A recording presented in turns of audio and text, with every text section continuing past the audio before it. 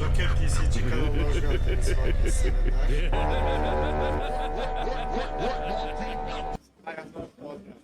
All right, everyone, welcome to the second round of the Zagreb regional. We have on the left side Hano, who came from Germany, a prolific player in his own right, and another local hero in Tinchiletic, aka Shido. We believe the matchup is G-Bonney against Rayleigh. We haven't actually seen the players reveal their leaders. Oh no, there is Hano on Rayleigh. Oh yeah, we see both. So, G-Bonney versus Rayleigh. First thing, I'm surprised that Western style shuffle. I didn't know that was a thing outside Japan. But yeah, this matchup, I guess they haven't chosen who goes first or second yet. Yeah. If I go suddenly silent, it's mainly because there's an announcement in the main event hall and it's really loud, so I find it difficult to like hear myself even when it's because I'm really close to the speakers. But yeah, people mainly pile shuffle to count their decks because, as you know, there have been instances of like people having 49, 51 cards in deck because accidentally they take an opponent's card or something. So it's just like another safety net. I think unless you pile shuffle in piles of 5, it is not sus. Like, as long as it's like, if you do piles of 7, even piles of 6, it's like pretty acceptable. Okay. Yeah. I shuffle in piles of 7, so I thought that you were going to say something about me. But yeah, Rayleigh, yeah, looks like he kept his starting hand, and G-Bonney also keeping their starting hand. So both players quite happy with their starting hands. G-Bonney's hand, I am a little bit surprised that he ended up keeping it just because. Oh, but no, he has the carrot. Sorry, he has the carrot. Yeah, the most more card in the matchup probably. We'll see how committed G-Bonney is to tapping her own board in these early turns. Sorry, I need to go for a moment. Technical support. Yep. Okay, I'll take over then. So, Rayleigh decided to go first in this matchup. I am not too well versed in this matchup specifically, but generally Rayleigh is a deck that excels at going second, being able to play that 4-cost Luffy on curve. Oh no, sorry, he went second. So definitely would be looking for that 4-cost Luffy. Doesn't seem to have it in hand quite yet, and won't be seeing it in this search as well, I believe, which means that he may be getting off to a little bit of a slow start here. G-Bonney going on to 3 though, not really too much to do here, as G-Bonney, the main course of action for these sorts of control versus aggro matchups is going to just be to mitigate some of the aggression from Rayleigh and to just create a situation where eventually you can stabilize the board and win out later on. Still decides to play out the Tashigi. Likely the next turn is going to end up being the 5-cost carrot. So this Tashigi probably just going to end up being a unit to hit into the board once Rayleigh ends up resting their characters, I believe. Rayleigh swinging for 5k. Does he have the Luffy though? It's hard to see their hand. It does not look like he has the Luffy though. So how is he going to end up using this stone?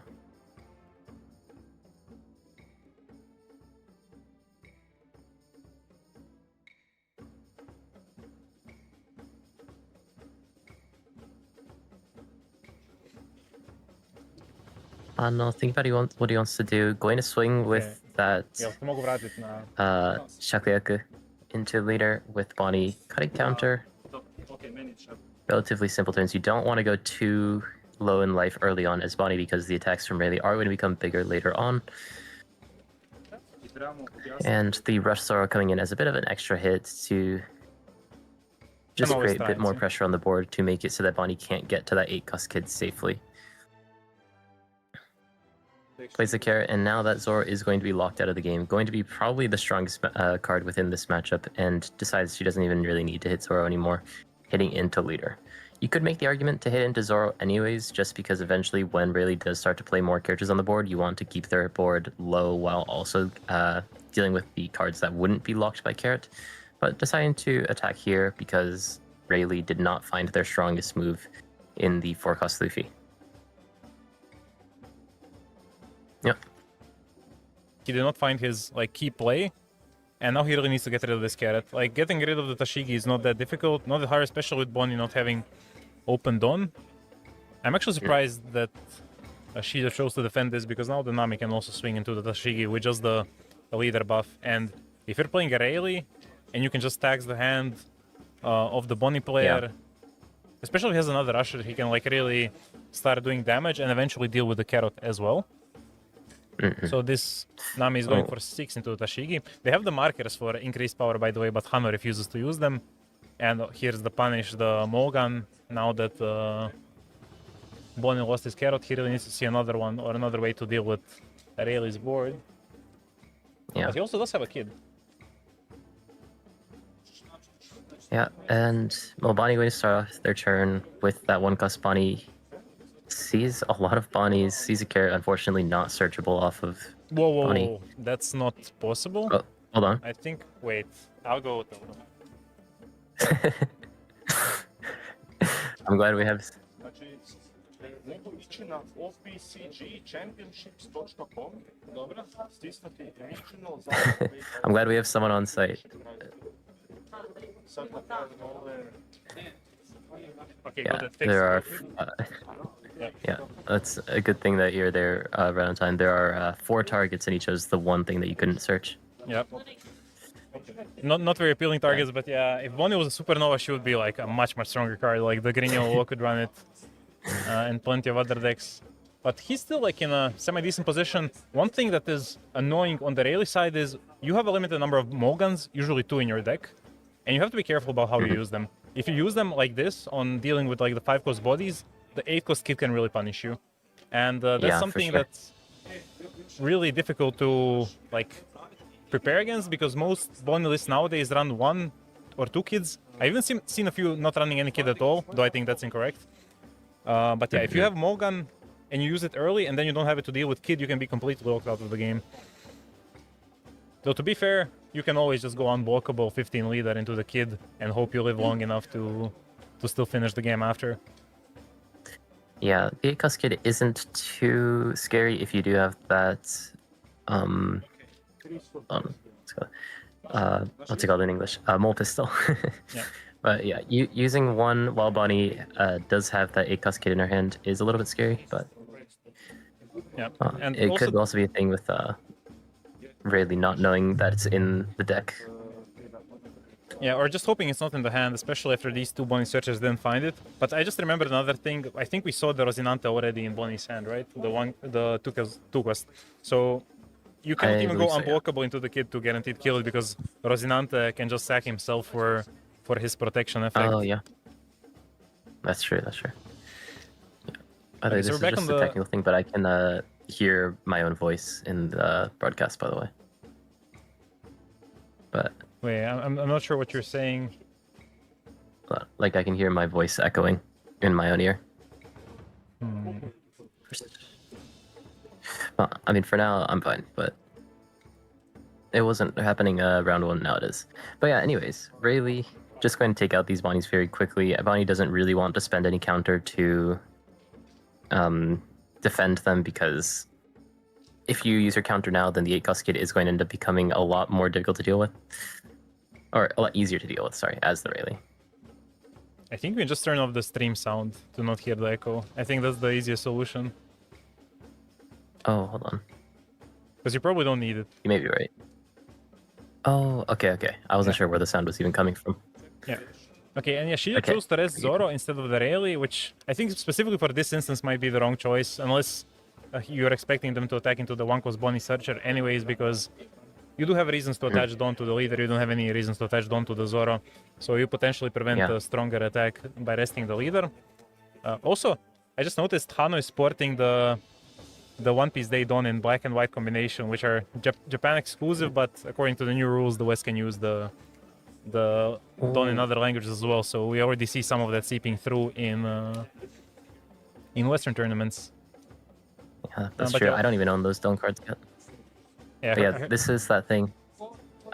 If Rayleigh decides to swing at face, then it definitely would have been better to just rest the Rayleigh leader, because a lot of these searchers do force you to attach a Dong to your leader.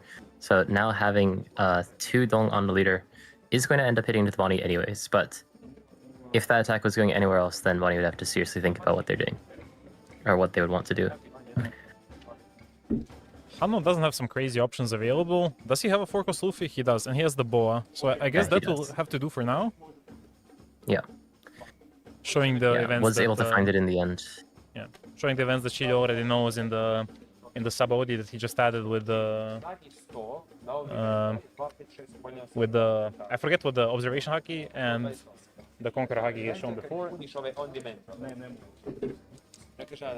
Tamo se negdje.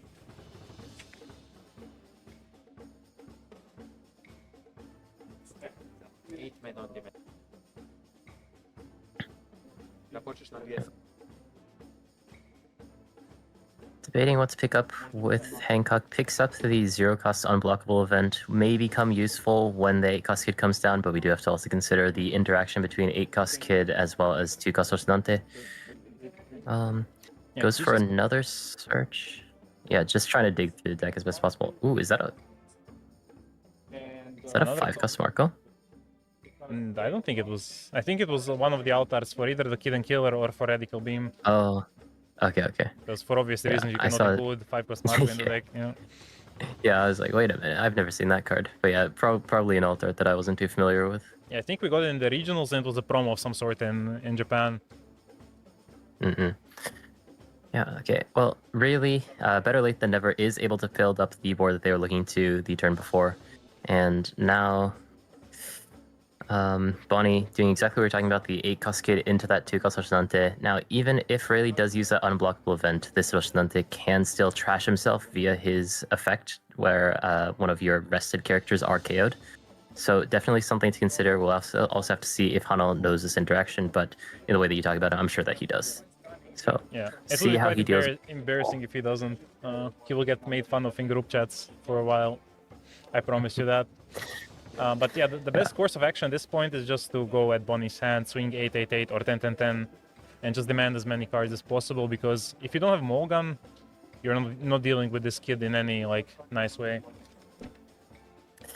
Yeah, I mean this feels like very classic OP01, OP02 red versus green, where the second that 8-cost kid comes down, if you don't have that Otama jet pistol, or in OP12 now, if you don't have that Mulligan, then things will get a bit tricky.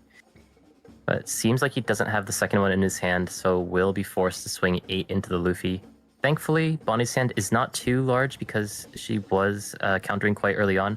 2 bricks also in hand as well means that the hand is even weaker than it actually looks on paper.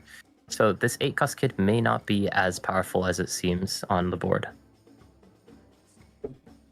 Yeah, it's going to be like a function of hand size to deal with all these swings, because especially with Boa, it's so easy to go really tall with her being able to attach 2 rested on spent elsewhere. So Hanno can maybe just get through the kid through brute force of strong attacks. I think one of the things that Bonnie could have done differently, especially in the turn she attacks Zoro, she could have just dealt with the Nami, because then you remove a guaranteed attacker and then you can preserve one of your Bonnie searchers at that point already, which gives you a way to get more cards over the following turns. He wouldn't be able to use Bonnie on the turn he played Kid, but he would have the 1-cost Bonnie for more searches. For example, this next turn.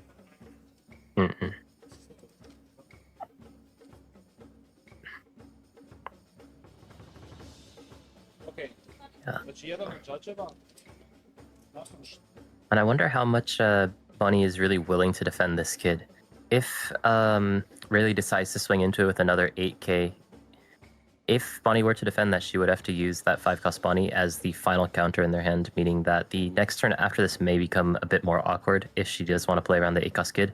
So the other option would potentially be to just let the 8-cost kid through and play through things like the 10-cost Flamingo that's already in the hand.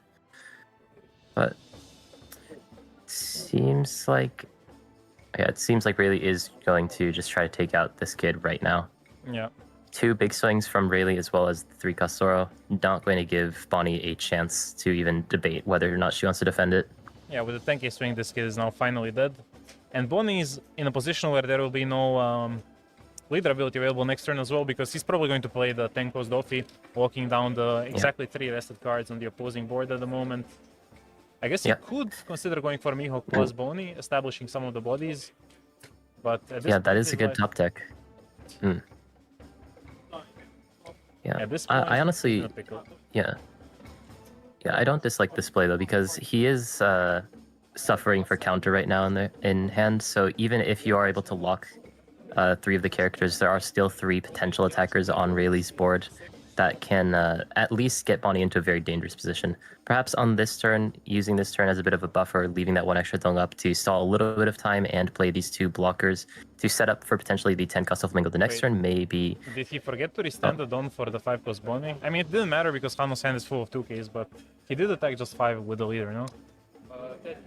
Yes, I think so. It could be hiding under the card, but may have forgotten to do that. Yeah, in any case, at this point, the board looks really good for Hano. There's just too many things which can attack for 5,000 power. Yeah.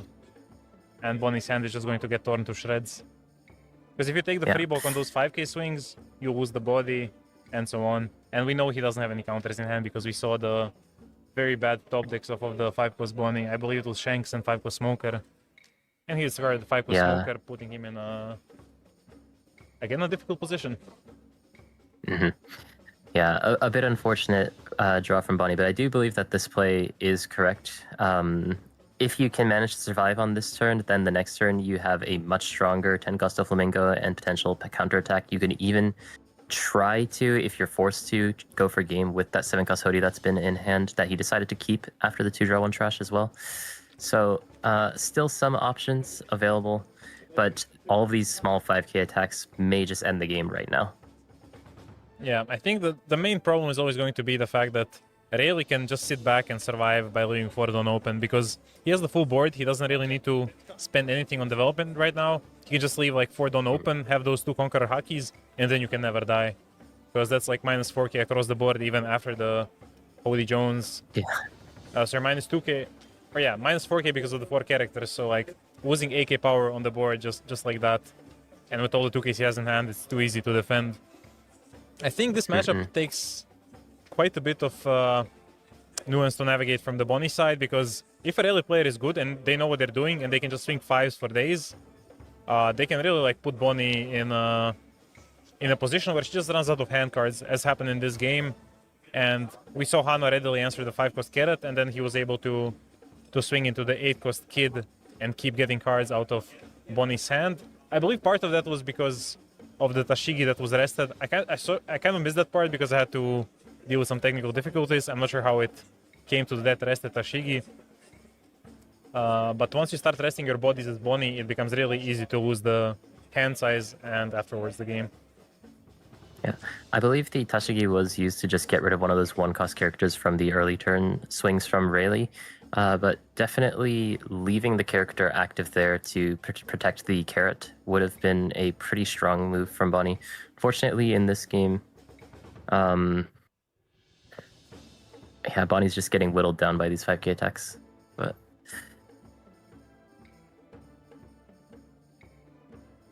okay, so Hano now is probably considering whether to swing 5ks with the small bodies as well, with the Shakuyaku and the Nami, and that's where he'll go for the option. Maybe go for 6 again with how Bonnie has just countered. Oh no, he has to go 8 because of the Mihawk. So he's risking it a little bit to get Hody Jones, but I believe he still has the necessary counter to survive even a really big swing. And maybe he just goes into the Bonnie to make sure to the character to make sure he doesn't die.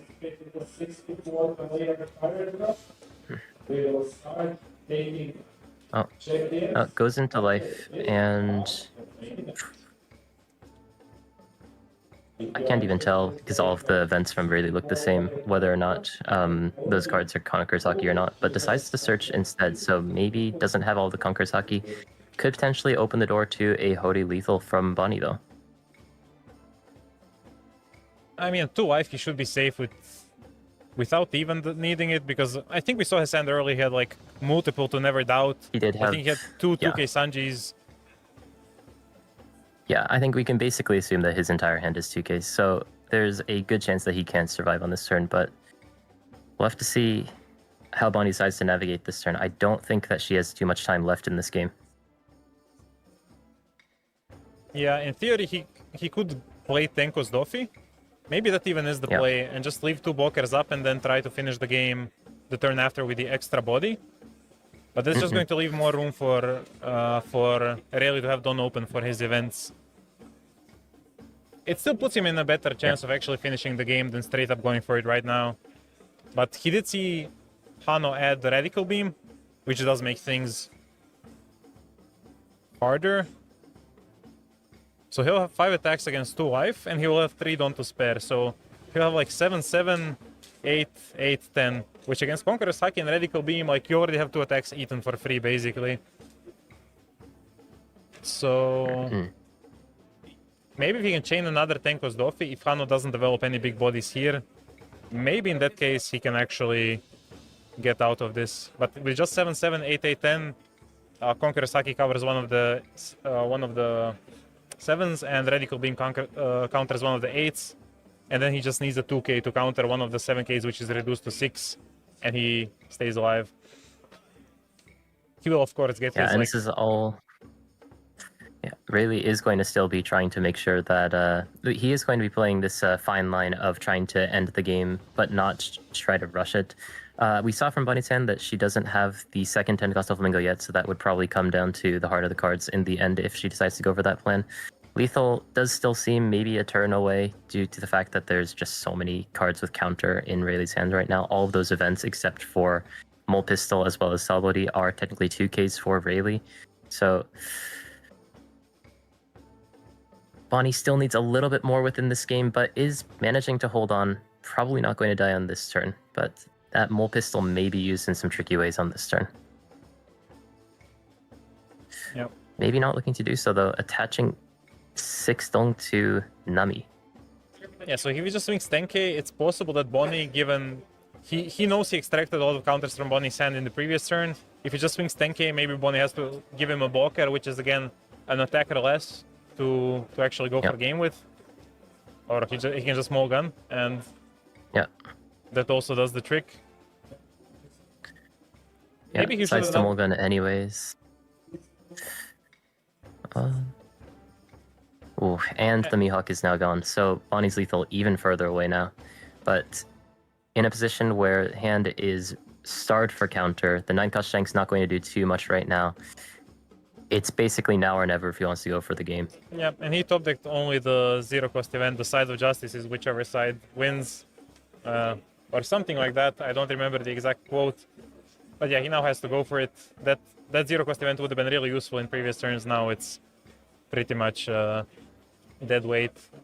And Hano will just take and then counter the last swing because he has such an overwhelming amount of counter in hand that it doesn't really matter what he doesn't. Yeah. It doesn't matter in the end here, but if you were to take and then just counter the last one, it would force the opponent to attack into your life instead of your board, which in some nuanced situations could create a more tricky board state. But right now, it is basically just guaranteed that